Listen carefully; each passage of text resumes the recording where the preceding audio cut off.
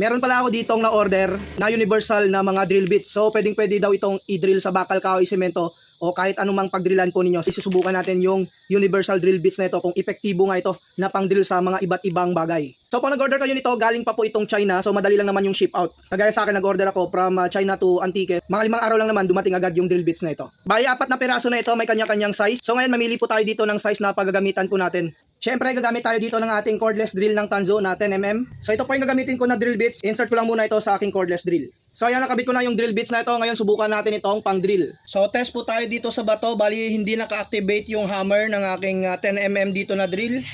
Gamit yung ating drill bits. First test natin sa bato.